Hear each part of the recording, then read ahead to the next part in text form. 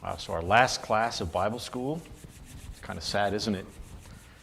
We've had quite a journey, I think, through the Judges and understanding the things that are happening in the book of Judges. Really, we're only looking at our second judge today, looking at Gideon.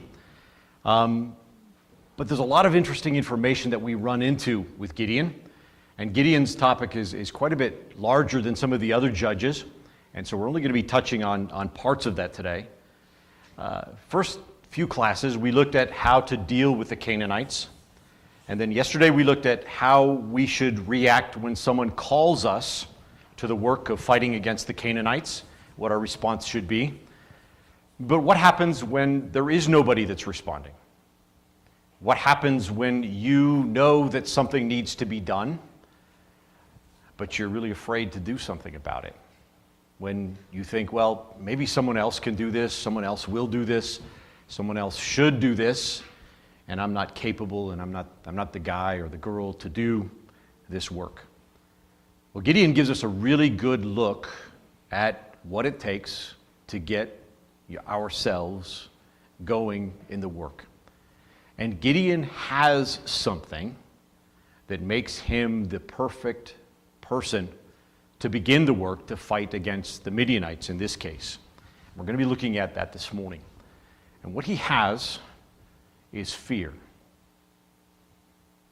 He has fear. And we look at Gideon and Judges chapter 6 and Judges chapter 7, and we find fear throughout these two chapters. Judges chapter 1 begins with the normal cycle of the judges. It says, "And the children of Israel did evil in the sight of Yahweh, and Yahweh delivered them into the hand of Midian 7 years." So the same things that we've seen, the same pattern that we expect to find here, is they sin and Yahweh delivers them into the hand of the Midianites to show them what the Canaanite lifestyle brings and to help them to recognize what they need to do to change and to recognize that they actually do need to change. Verse 2, "And the hand of Midian prevailed against Israel, and because of the Midianites, the children of Israel made them dens which are in the mountains and caves and strongholds." What that's telling us is that it was really, really, really bad this time. They were living in caves, not in their houses anymore. They'd been forced out of their houses, and they were living in caves. And verse 3 says, "And so it was that when Israel had sown, that the Midianites came up, and the Amalekites, and the children of the east, even they came up against them." And they would come up against them when it was harvest time. Just after you'd planted and your crops had grown and everything was ready to go, and the Midianites and the Amalekites would come up and take all of your harvest. And the people were devastated because of this. It says, verse 4, "And they encamped against them, destroyed the increase of the earth, till thou come unto Gaza, and left no sustenance for Israel, neither sheep, nor ox, nor ass." So not only did they destroy their crops, but they took all of their animals. They came, verse 5 says, "up with their cattle and their tents. They came as grasshoppers for multitude, for both they and their camels were without number. And they entered into the land to destroy it. And Israel was greatly impoverished because of the Midianites." There were just so many of them. There was nothing that Israel could do about it. It would be like the Great Depression happening at the same time as a war in the country. Things were that desperate in the land of Israel. And the people were starting to think differently than they used to think about God. And there was a real problem with what their thinking was. Verse 7 says, "And it came to pass when the children of Israel cried unto Yahweh because of the Midianites." So they cried out unto God, and there would only have been a few that would have cried out unto God, that would have prayed to God for deliverance, because there was something else that was going on. But when those people cried out to God, it says, Yahweh sent a prophet unto the children of Israel. Now that's unusual, that he sends a prophet. We read yesterday about Deborah being a prophet. But this prophet comes, and this prophet has a message for them that's going to be very important for them recognizing where they're at and where they need to go. And he says unto them, "Thus saith Yahweh, Elohim of Israel, I brought you up from Egypt, brought you forth out of the house of bondage. And I delivered you out of the hand of the Egyptians and out of the hand of all that oppressed you, and drave them from before you, and gave you their land. I did all these things, God says. I did all these things for you. And verse 10, I said to you, I am Yahweh your God. Fear not the gods of the Amorites, in whose land ye dwell, but ye have not obeyed my voice. And that was God's complaint.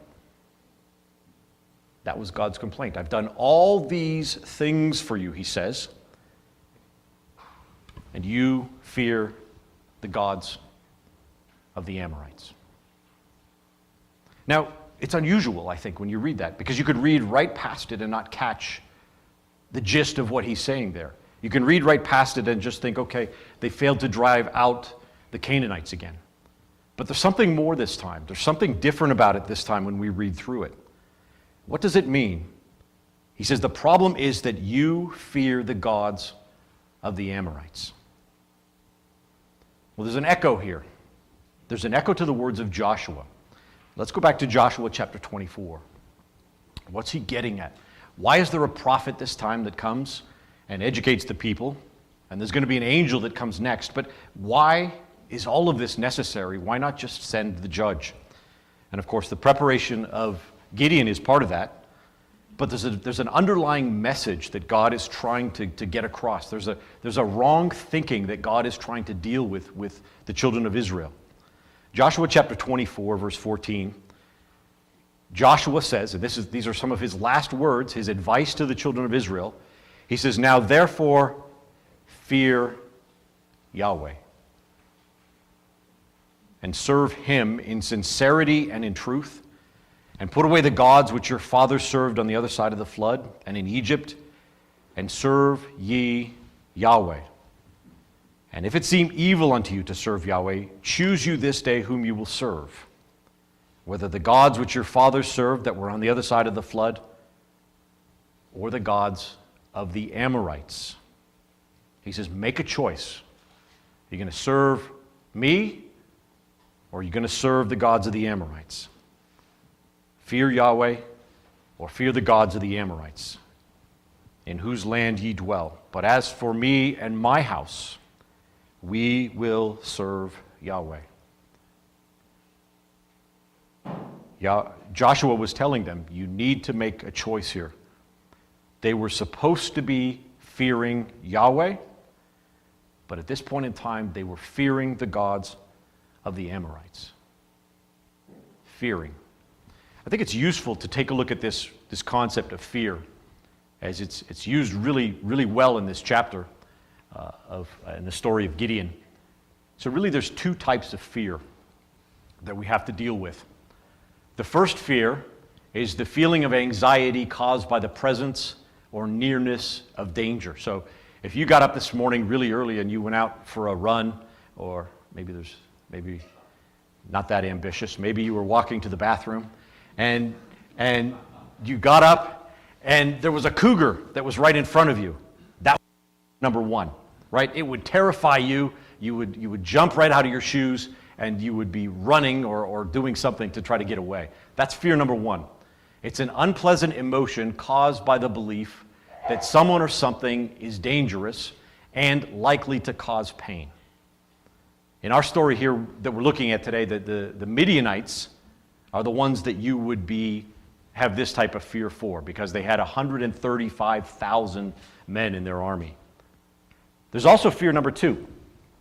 And fear number two is the respectful dread or awe whereby one individual recognizes the power and the position of another.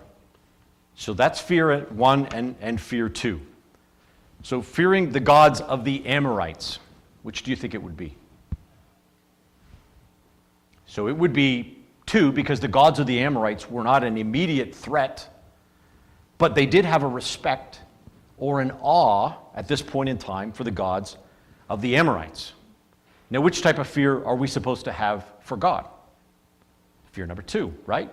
We're definitely supposed to have a respectful awe, maybe even dread, right, on some occasions, whereby one individual recognizes the power and the position of another. So when Joshua says, I want you to fear Yahweh, and that's one of his key points as he parts from Israel, he's expecting number two. He's telling him that's what you need to have. This prophet then, if we go back to Joshua, go back to Gideon in Judges chapter 6, the prophet was saying that the Israelites were in a place where they actually thought that the gods of the Amorites had power.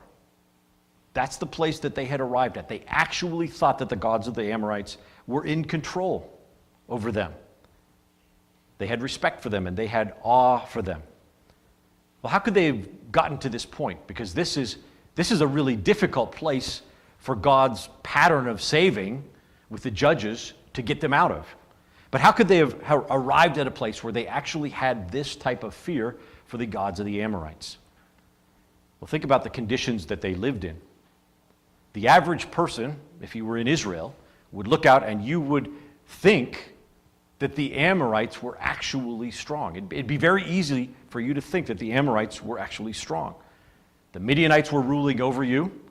They were oppressing you. You were living in a cave.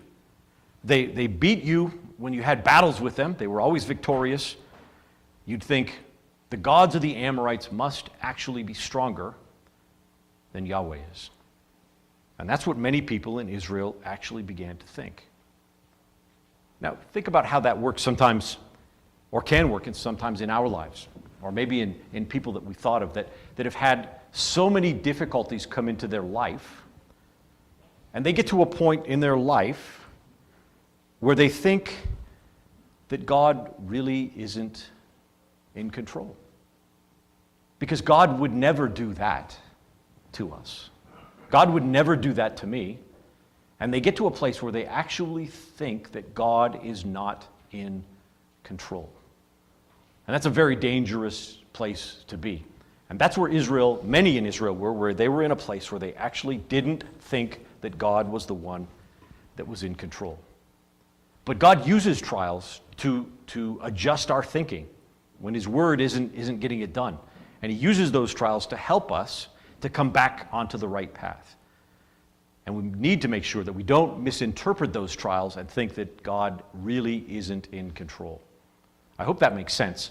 There's a few verses I like in James chapter 1 that I think are worth looking at here, because when a very tragic thing happens in our lives, we can lean in that direction and come to think that really God isn't in control, that there is no God, and our faith can be shaken by that. And that's what was happening in Israel. Let's look at James chapter 1 and verse 2.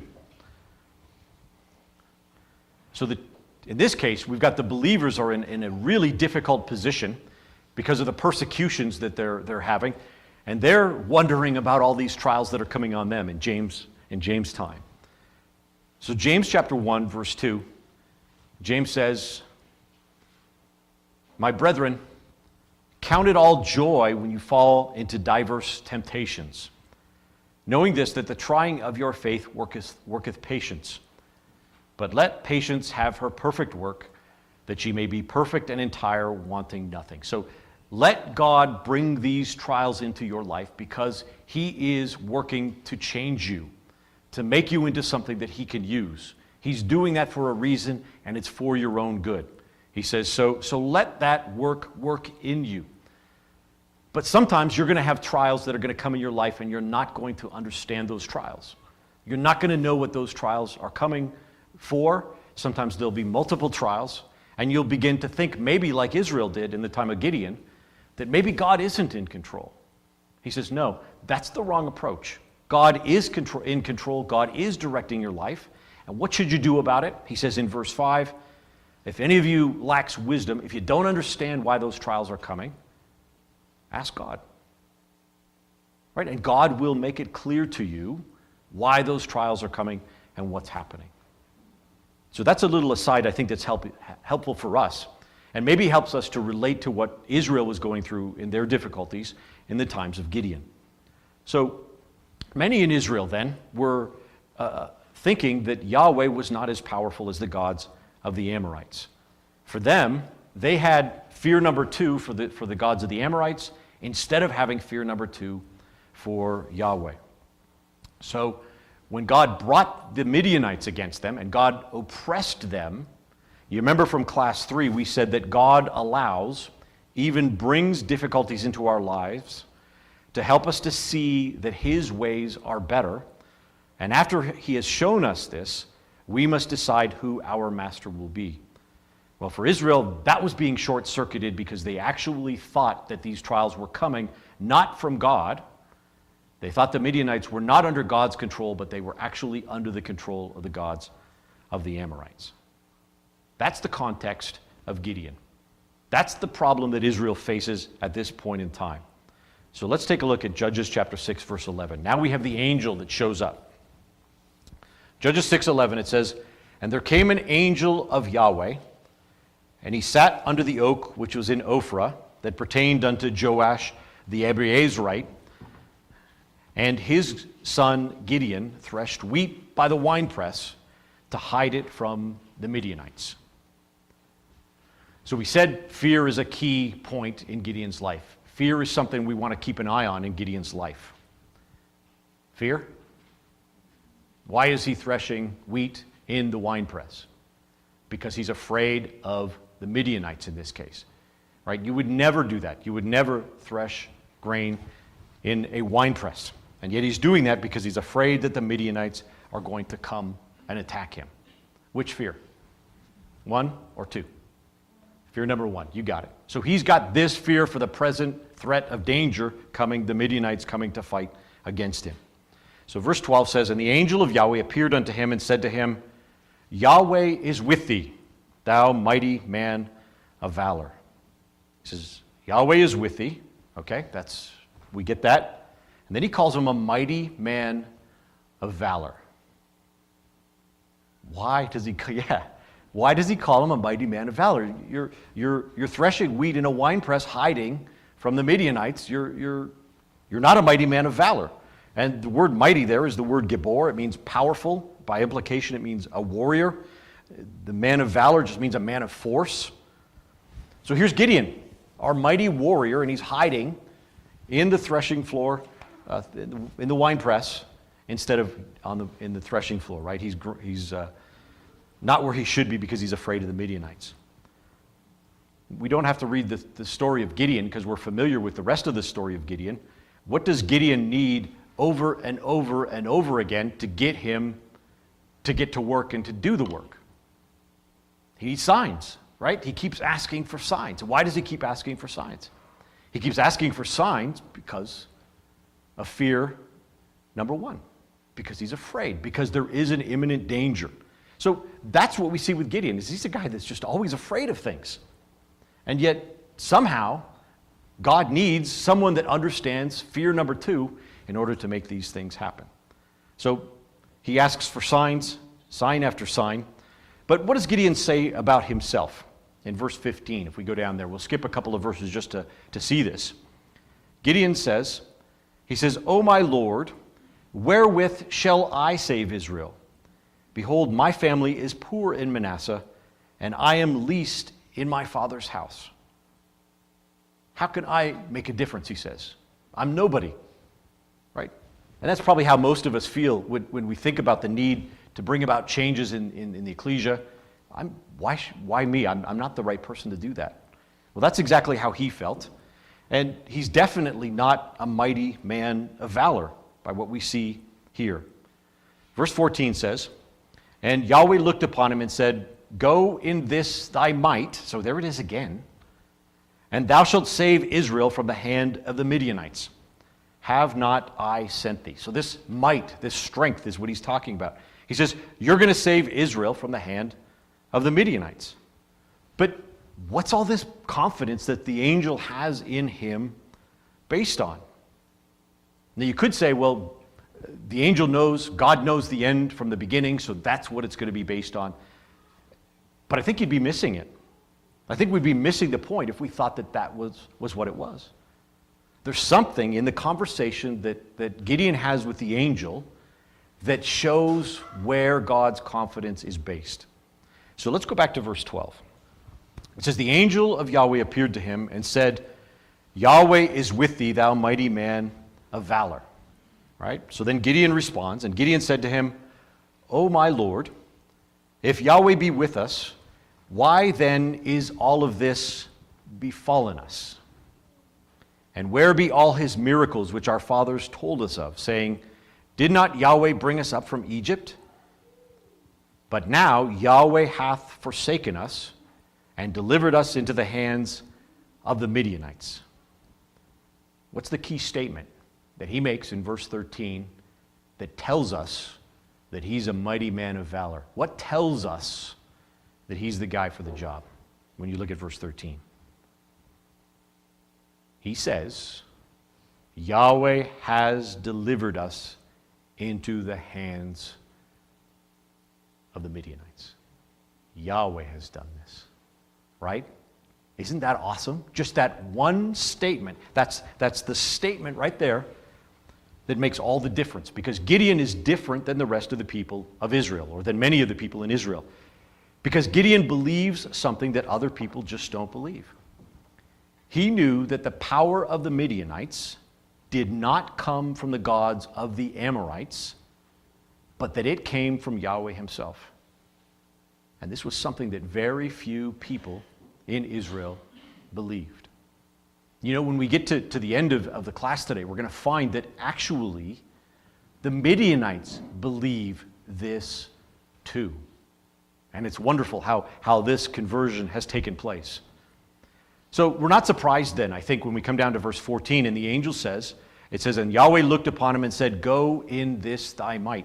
You're the right guy, because you have it right. You understand the concept. And if you can believe that I'm in control, if you believe that I'm in control, and you could convince Israel that I'm in control, we can have a victory over the Midianites. Gideon, you're perfect for the job. And he says, and thou shalt save Israel from the hand of the Midianites. Have not I sent thee? That's the whole point. And what does that teach us? What's the point for us? Because you've got to always look at that, right? What's the lesson for us in this? What do we know? We know the same thing, don't we? We know exactly the same thing. We know that the Most High God rules in the kingdom of men. We know that he sets up all the rulers of the world. We know that all the world's troubles are under God's control. We know that he's working to prepare the earth for the kingdom. We know that Yahweh's in control of the United States. He's in control of Russia. He's in control of China. He's in control of Canada. He's in control of Australia, just to make sure I got everybody covered here, right? He's in control of everything. We know that. And we're among a very small group of people that know this. Knowing this, then, we should not be afraid of anything. We shouldn't be afraid of anything. Now, for me, that's not the case. All too often, I'm afraid of a lot of things. And a lot of things I worry about, right? The world, I worry about the economy. Are people going to still keep buying tires, right?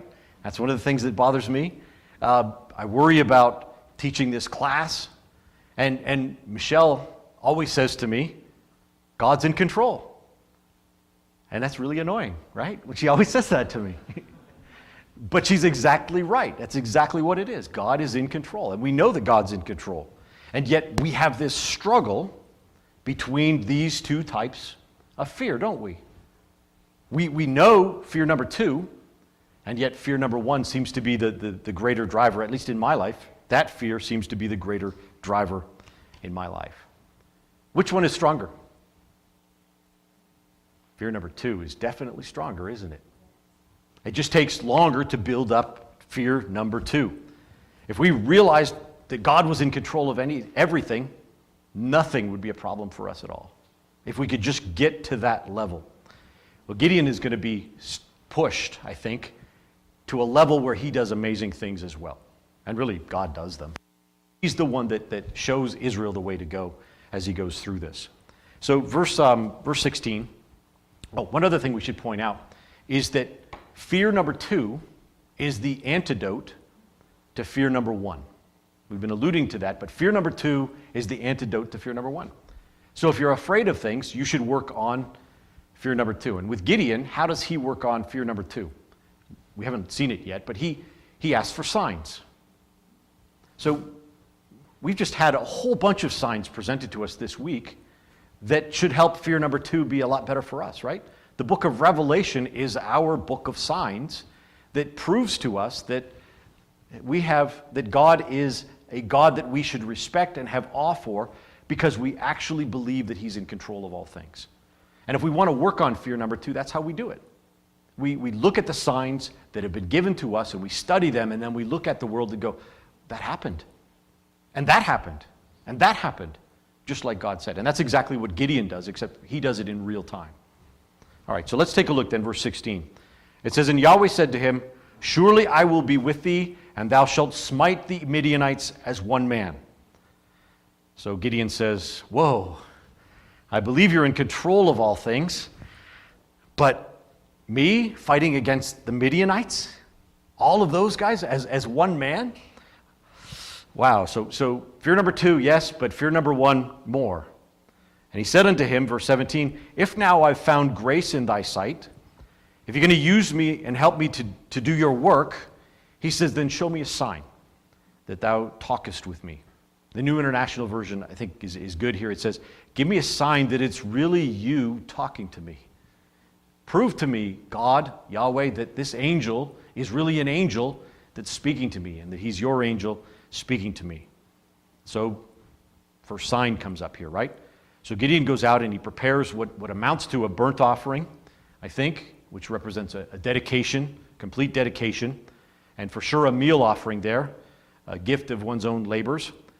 And he's in effect saying, I'm dedicating myself to this service and my work, my labor to this service, and he's asking God to prove it. And verse 20, "And the angel of God said to him, Take the flesh and the unleavened cakes, and lay them upon this rock, pour out the broth, and he did so.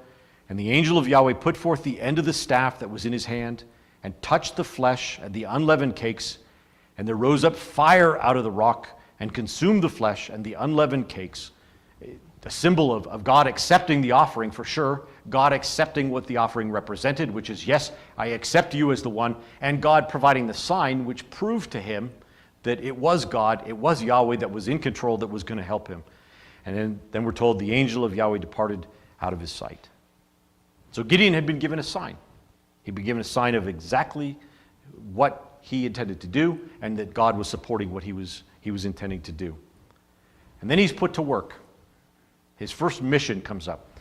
And his first mission is to throw down the altar of Baal, using one of his father's bullocks, to cut down the Asherah pole, to build an altar to Yahweh, and to offer a second bullock on the altar.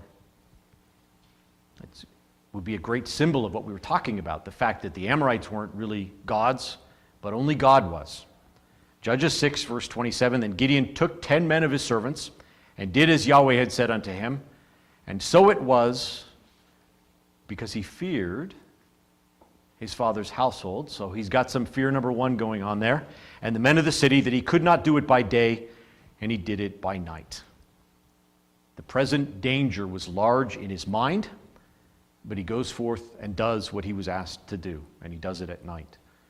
In verse 28, it says, "And when the men of the city arose early in the morning, behold, the altar of Baal was cast down, the grove was cut down that was by it, the second bullock was offered upon the altar that was built. And they said one to another, Who hath done this thing? And when they inquired and asked, they said, Gideon, the son of Joash, hath done this thing. And the men of the city said unto Joash, Bring out thy son, that he may die, because he hath cast down the altar of Baal, and because he hath cut down the grove that was by it." Now, why in the world would those men want to kill Gideon for what he had done? Because they believed that the gods of the Amorites were real.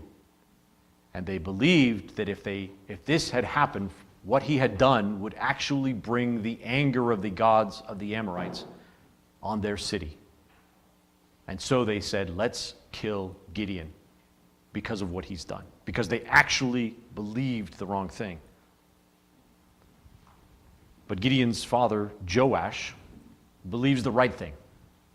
He believes that Yahweh is in control. Look what he says. In verse 31, and Joash said unto all the men that stood against him, will ye plead for Baal?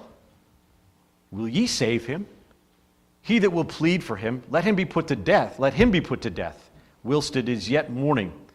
If he be a god, let him plead. He's not really a god, he says. This is ridiculous. And if he is a god, let him plead. Let him make a case for himself. Because one hath cast down his altar. Yeah, Joash, right?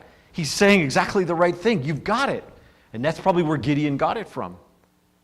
You could see that he totally had the fear of Yahweh. He completely did. And he says the right thing. And he supports Gideon in what he's done. And Gideon's fear is assuaged somewhat. It goes away. You know, it's often how it happens in an ecclesia. One man steps up, one person steps up, right? And it can be a sister easily. We saw that clearly yesterday. But one person stands up and starts with the work, and then others stand up too. Where was his father before? He obviously agrees with the point, but he wasn't doing anything about it. And Gideon standing up gives his father courage to stand up for it as well. Great example, I think, of how important it is to make that first step. So verse 32, therefore on that day he called him Jerubbaal. Even they change his name and say, let Baal plead, right? Because Baal is nothing. That's the point of it. There is no Baal. Baal is just a piece of wood. Let Baal plead against him because he hath thrown down his altar. So Joash gives him a new name that commemorates this very important point. Verse 33, the response comes. Then all the Midianites and the Amalekites and the children of the east are gathered together, went over and pitched in the valley of Jezreel. Now what type of fear is coming back? Back to one, right? We're back to that. This huge force comes out. Verse 34 says, but the Spirit of Yahweh came upon Gideon, and he blew a trumpet, and Abiezer was gathered after him, and he sent messengers throughout all Manasseh, who also was gathered after him. And he sent messengers unto Asher and unto Zebulun, unto Naphtali, and they came up to meet them. So the message goes out. It's time to fight. Yahweh is in control. Come and be a part of this. And it goes from one person to a family, to a town, to a country. He's saying, come, brothers and sisters, and let's fight against Canaanite thinking, because Yahweh is in control.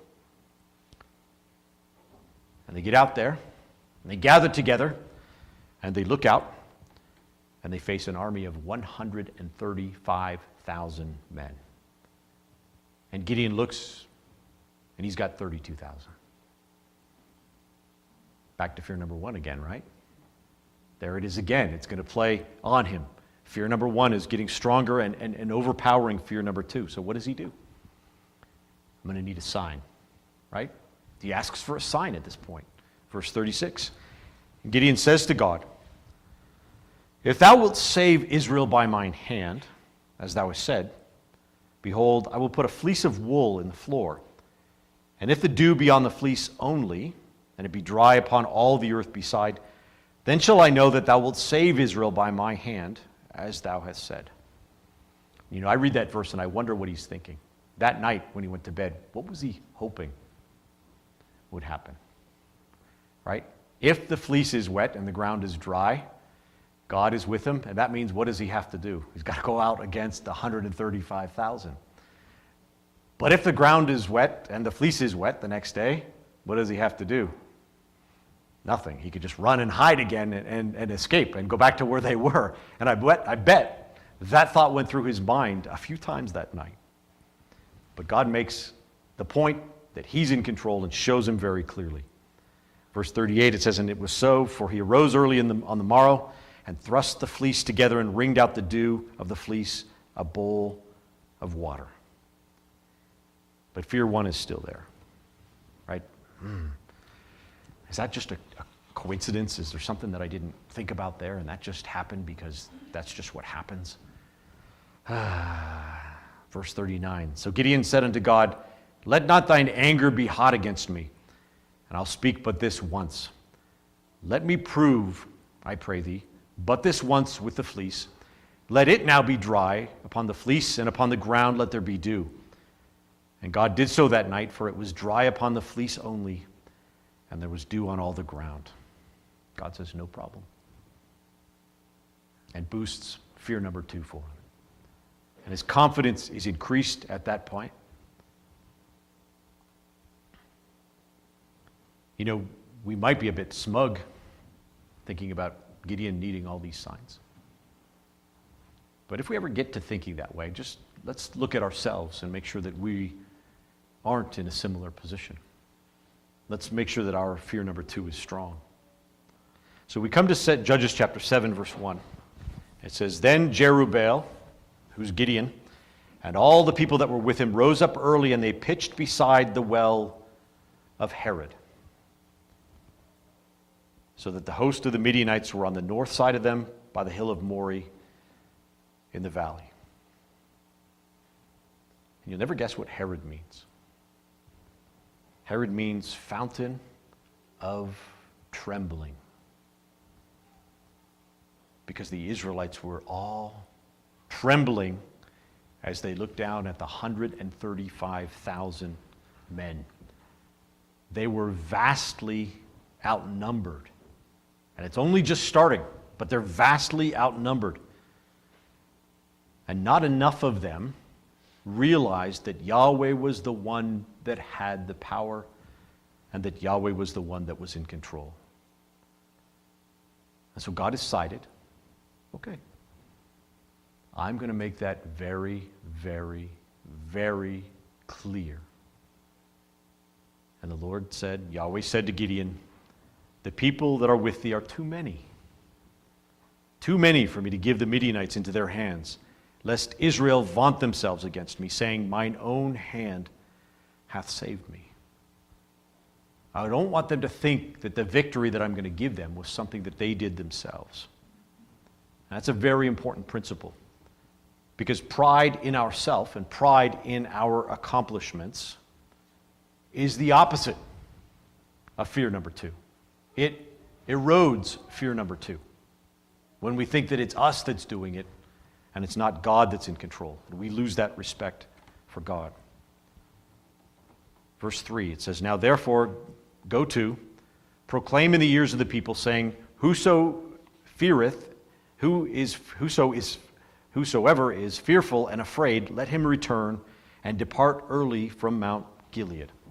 So there's fear again.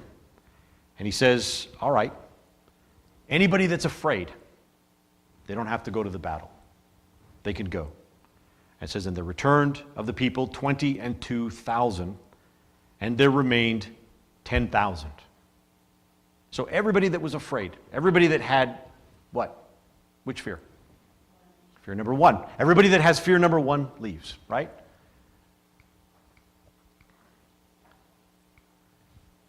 That was the group that was afraid, and they leave in this case. And we're left with just the 22,000 people. Right? And Yahweh said unto Gideon, the people are yet too many. Bring them down unto the water, and I will try them for thee there. It shall be that of whom I shall say unto thee, this shall not go with thee, the same shall go with thee. This shall go with thee, the same shall go with thee. And of whomsoever I say unto thee, this shall not go with thee, the same shall not go. He says, I'm going to try them further. I'm going to divide them some more. So we brought down the people into the water, and Yahweh said to Gideon, everyone that lappeth of the water with his tongue, as a dog lappeth, him shalt thou set by thyself. Likewise, everyone that boweth down upon his knees to drink. So group number 2. Group number 2 are people that in the battle, or before the battle, as they're getting ready for the battle, these are the people that get down actually on their knees, and they drink of the water as a dog would drink the water. Now, who would ever do that in a battle? Right? He's already taken away from them the people that are afraid. But there's some people that are never afraid, even when they should be afraid. And I'm talking here about fear number one. They're never afraid. They just aren't, they're not sensitive to danger. They don't recognize the fact that there's a great danger there. They will just go no matter what. They look like they might have fear number two in them, and that's overcoming fear number one, but it's just because they really don't recognize what real fear is. It's almost as if, and you might say, they're just not smart enough to recognize the danger that was at hand. And that's this group number two. So they're insensitive to danger, and they bow down on their knees to drink because they just aren't afraid of anything. That's group number two. And the number of them, if we read in verse 6, it says, and the number of them that lapped, putting their hand to their mouth, were 300. So there's another group then, and this group drinks. They reach their hand down into the water, and they take the water, and they drink the water out of their hand so that they can remain alert because they are very much aware of the danger, and yet they're still there. They're not among those that went back from the fight. They're still there because they have a very strong fear number two in them. So who are this group here? The group of the 300. They're the ones that had fear and were sensitive to danger. They had fear number two, and they recognized that there was a real problem. They're the group that drank with one hand and stayed standing upright. It's a little bit confusing the way that the King James reads there, because you'll notice at the end of it, it says, but all the rest of the people bowed down upon their knees to drink water. That's just talking about the group number two, the group that was sent back because they didn't drink the water the way that God indicated. Hopefully that makes sense. You'll see that we end up then, and the key point is that we end up with a group that has a real fear of Yahweh. They recognize Yahweh is in control, and yet they're very much aware of the danger of the circumstances that they're in. So verse 9, it says, and it came to pass the same night that Yahweh said unto him, arise, get thee down unto the host, for I have delivered it into thine hand. But if you fear to go down, go thou with Phurah thy servant down to the host. So he says, if you're afraid, bring somebody with you. I want you to go down to the host because of something. But if you're afraid, take Phurah. So was he afraid? Yeah, because he takes Phurah with him, right? He had that fear. So he takes him with him, and they go down into the camp, and God's going to give him another sign. Fear number two is going to get another boost. So Judges 7, verse 11, it says, and thou shalt hear what they say, and afterward shalt thine hands be strengthened to go down unto the host. Then went he down with Phurah, his servant, unto the outside of the armed men that were in the host. And the Midianites and the Amalekites and all the children of the east lay along in the valley like grasshoppers for multitude. Okay, Gideon, how's your fear doing now? You get down there and you look at the camp and you see there are miles of tents. And these are the people you're going to be fighting against tomorrow. There are miles of tents, it says. Well, it says there's a great multitude. And their camels were without number as the sand by the seaside for multitude. It's not helping so much with my fear right now. And while Gideon was come, behold, there was a man that told a dream unto his fellow and said, behold, I dreamed a dream, and lo, a cake of barley bread tumbled into the host of Midian, and came unto a tent, and smote it, that it fell, and overturned it, that the tent lay along. Right, and his fellow answers and interprets the dream. Verse 14. His fellow answered and said, this is nothing else save the sword of Gideon, the son of Joash, a man of Israel. Now that's great. That's super good for Gideon to hear that, to hear him say those words. But look what he says next. For into his hand hath God delivered Midian and all the host. Now the Midianites are the ones that are terrified. The Midianites are the ones that recognize that God is in control. And the Midianites are terrified because they recognize that God is not on their side. That's exactly what Gideon needed to hear. That is exactly what Gideon needed to hear. That's exactly what Israel needed to hear, because that's what they didn't believe. Repeating the last part of verse 14, it says, "This is nothing else save the sword of Gideon, the son of Joash, a man of Israel. For into his hand hath God delivered Midian and the host." Now, what had God said to Gideon in the first place? In verse 14, he said, "Go in this thy might, and thou shalt save Israel from the hand of the Midianites." This is back in chapter 6. "Have not I sent thee?" Now Gideon's fear was being increased greatly, and his fear of the present danger was going down. It was almost gone. And it was so when Gideon heard the telling of the dream and the interpretation thereof, that he worshipped. And he returned unto the host of Israel and said, "Arise, for Yahweh hath delivered into your hand the host of Midian." So that same idea, that same concept of Yahweh being the one that was delivered is given to Gideon in the first place. It's then repeated eventually by the Midianites themselves, recognizing that God was in control. And then Gideon uses that to rouse the people up to go and to fight against the Midianites. The tide has been changed. It's been completely changed. And there still hasn't been one arrow fired. Judges 7, verse 20. "And the three companies blew the trumpets." They come together, they blow the trumpets. We know the story. They break the pitchers, and they held the lamps in their left hands, and the trumpets in their right hands, to blow withal. And they cried, "The sword of Yahweh and of Gideon." And they stood every man in his place round about the camp, and all the host ran and cried and fled. And the 300 blew the trumpets, and Yahweh set every man's sword against his fellow, even throughout all the host. And the host fled. Could there be any question in anyone's mind that God was in control? Could there be any question? Just 300 men, and these men, the men of Midian, end up killing each other. It says, "And Gideon went up," after he chased them, they fled from him, and he chases the Midianites. It says, verse 11, "Gideon went up by the way of them that dwelt in tents, on the east of Nobah and Jogbehah, and smote the host, for the host was secure. And when Zebah and Zalmunna fled, he pursued after them, and took the two kings of Midian, Zebah and Zalmunna, and discomfited all the host." Discomfited means terrified.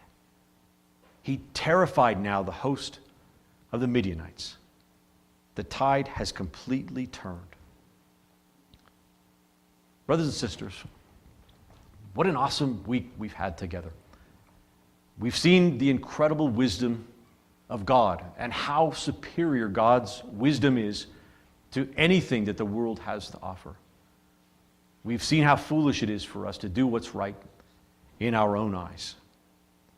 We've seen how important it is to take up the fight against the Canaanites. And we've looked at examples of people that did exactly that, from Genesis all the way into the book of Judges, how people dealt with that, how people worked together, how people relied upon God for that fight.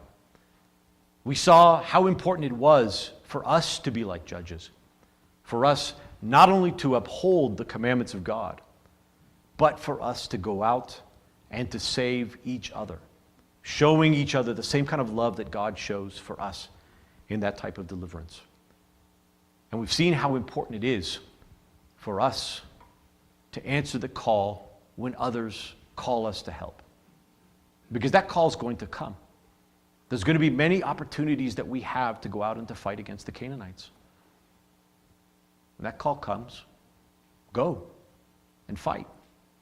You'll be glad that you fought, as everyone that has ever fought against the Canaanites is. Because it brings us to a place where we recognize, as we do with Gideon, that God is in control of all things. And God will work in your life, like he did in the life of Gideon. He will develop you step by step, by step, by bringing trials and challenges into your life. And if you always look for the signs of the Scriptures to keep your confidence up that God is actually controlling things, you will be able to overcome. And you'll be able to follow the example of the judges in delivering Israel. And of course, we look forward, brothers and sisters, we look forward to the time when the Lord Jesus Christ is the judge. He's the judge of the whole world. We're told in Isaiah that in the kingdom, the system of the judges will be revived. That this system will actually be used by the children of Israel for the government of the world. And we're told that above that system of judges where the mortal Jews are going out and judging, above them will be another system of judges. And that's the system that we hope to be a part of. The system of those judges that the mortal judges rely upon for the difficult cases. Just like in Israel, the judges went to Moses with the difficult cases. So brothers and sisters, we look forward to that time in the kingdom when we can play that role. It's an exciting thought, I think, to keep in front of our minds. And I want to thank everybody for their great attention. It's been a lot of fun this week, and thank everybody that's put together this camp.